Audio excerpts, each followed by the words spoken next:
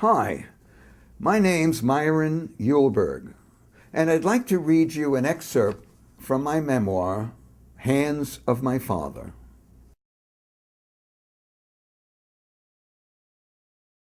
Both sets of parents were dead set against our having children, my father signed. They thought a child of ours would be born deaf. They were ignorant immigrants from the old country. His hands beat the air angrily. What the hell did they know anyway? They treated us like children, always. Even when we were adults ourselves, they couldn't help it. We were deaf, and so we were helpless in their minds. We would always be children to them. So we didn't listen to them, and we had you. They were surprised when they saw how perfect you were. Nothing missing. A regular baby. A normal baby in their eyes. Mother Sarah and I loved you from the first time we saw you, but secretly, some part of us wished you were born deaf. Although I love my mother and father, I couldn't imagine being part of their deaf world. And I couldn't understand why even the smallest, secret part of them could wish such a fate for me. You were our first child, his hands explained. We were deaf in a hearing world. There was no one to tell us how to raise a hearing child. We didn't have the hearing language to ask, and hearing people didn't have the language to tell us. We were on our own always. There was no one to help us. How were we to know what you wanted? What you needed? How were we to know when you cried in the dark? When you were hungry? Happy? Sad? When you had a pain in your stomach? And how, he said, would we tell you we loved you? My father paused. His hands were still, thoughtful. I was afraid I would not know you.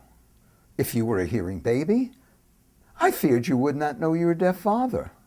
Then he smiled. Mother Sarah wasn't worried. She said she was your mother. She would know you. She said you were the son from her body, and you would know your mother. There was no need for mouth speak, no need for hand speak. When we brought you home from the hospital, we arranged for Mother Sarah's family to come to our apartment every Saturday afternoon. Urgent, I wrote. You must come. Every week. Saturday. They listened. They came from Coney Island every Saturday for all of your first year of life. They never miss, all of them. Mother Sarah's mother and father, and her younger sister and 3 younger brothers. They ate like horses.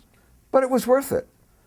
How boring that must have been for them, I signed, pressing my finger to my nose as if to a grindstone wheel. We didn't care. I had a plan, he signed vigorously.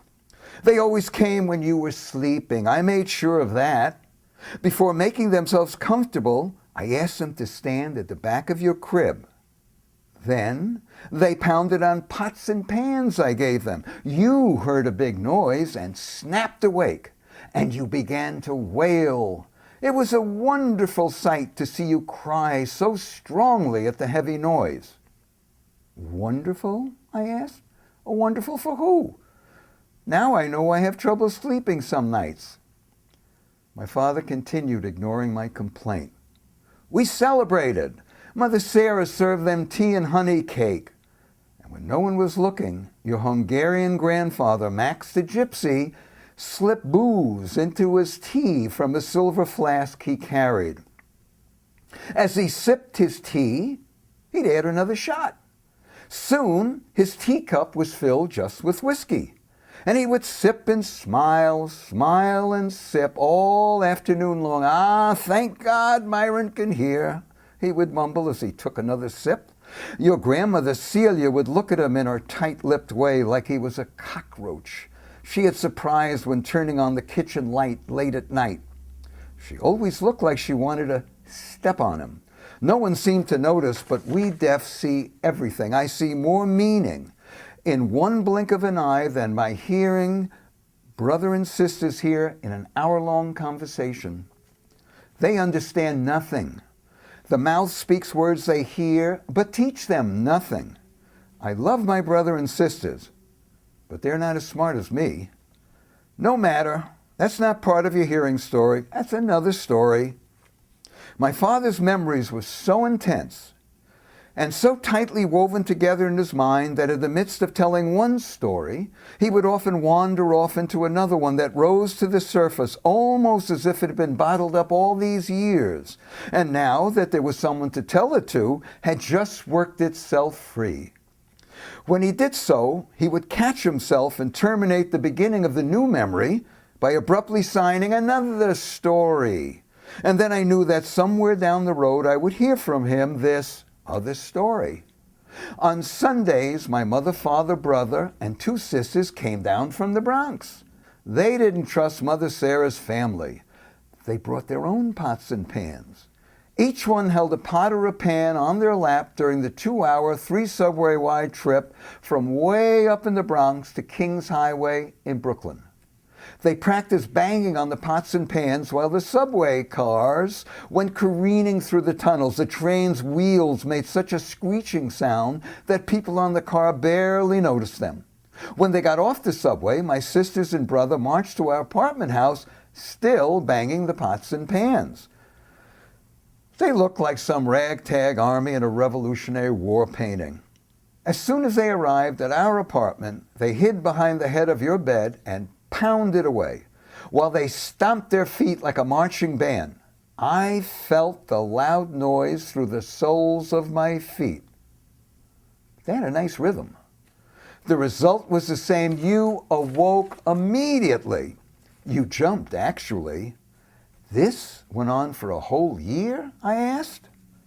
Yes, they thought your hearing might go away, just as hearing for me and Mother Sarah went away when we were young.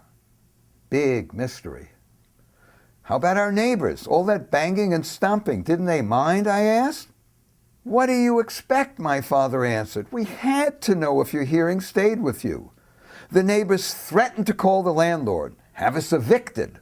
Mother Sarah sweet-talked them out of it. The notes flew fast and furious between them till they settled down. Anyway, they thought you were a cute baby.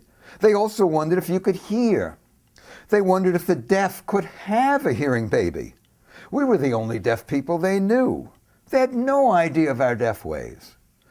Thinking for a minute, his hands added, striking each other sharply. It was hard for Mother Sarah and me to figure out how to take care of you. But we did. We learned how to tell when you cried at night. You slept in your crib next to our bed when we brought you home from the hospital. We kept a small light on at night. Mother Sarah wore a ribbon attached to her wrist and to your sweet baby foot. When you moved your foot, she would immediately awaken to see the reason why. She still has that ribbon somewhere. Sign was your first language. The first sign you learned was, I love you. That's a good sign, the best sign.